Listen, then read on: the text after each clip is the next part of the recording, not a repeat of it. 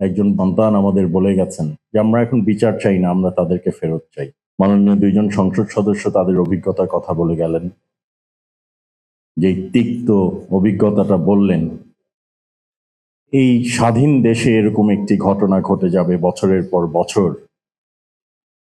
একটি যুগের বেশি এই ঘটনা ঘটে যাবে, সেটা কল্পনাতীত ছিল। আমাদের যখন এখানে আসলাম, আমার স্নেহস্পদ বোন তুলি আপা বললেন যে আমার অভিজ্ঞতাটা বর্ণনা করার জন্য। আমি বললাম যে আমি সেই মেমরি বা সেই অভিজ্ঞতা বর্ণনা করতে চাই না, কারণ আমিও কিছুদিন ঘুমেছিলাম, আমাকেও গুম করা হয়েছিল, কিন্তু আমি সেই অভিজ্ঞতাটা মনে করতে চাই না। কিন্তু আল্লাহ রাব্বুল আলামিন আমাকে আমার পরিবারের কাছে, আপনাদের কাছে ফেরত এনেছে। কিন্তু আজকে এখানে অনেক মারা আছেন, আমাদের সন্তানরা আছেন। আমি আজকে রিদিকে দেখে খুব অবাক হলাম।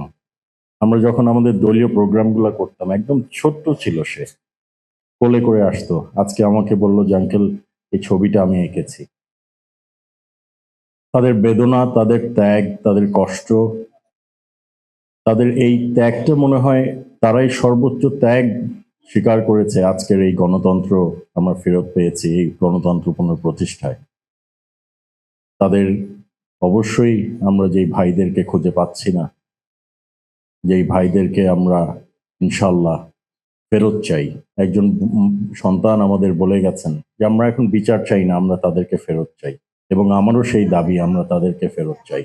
মা, আপনাদের কষ্ট আমরা বুঝতে পারি, কিছুটা হলেও অনুধাবন করতে পারি, এবং শহীদুল আলম সাহেব যেটা বলে গেছেন, যেটা পুনরাবৃত্তি যেন না হয়, এই ঘটনা যেন বাংলাদেশের ইতিহাসে আর কোনোদিন যেন না ফিরে আসে, আমরা যেন সেদিকেই কাজ করে যাই। আমরা যেন দেশটাকে সুন্দরভাবে গুছিয়ে মাননীয় প্রধানমন্ত্রী তারেক রহমান মহোদয়ের নেতৃত্বে এগিয়ে নিয়ে যেতে পারি, বিশ্ব দরবারে যেন একটি উজ্জ্বল নক্ষত্র হিসাবে পরিচয় করে দিতে পারি।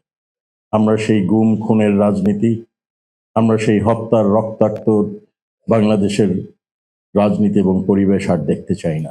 আমি তথ্য ও সম্প্রচার মন্ত্রণালয়ের সকলকে ধন্যবাদ দিতে চাই যে আমরা আজকের এই চলচ্চিত্র যেই আমরা স্পন্সর করেছি, আমরা সেটা করতে পেরেছি, এবং আমরা এই পথ চলায় একটি ভূমিকা রাখতে পেরেছি, সেই জন্য আমি সকলকে ধন্যবাদ জানাই।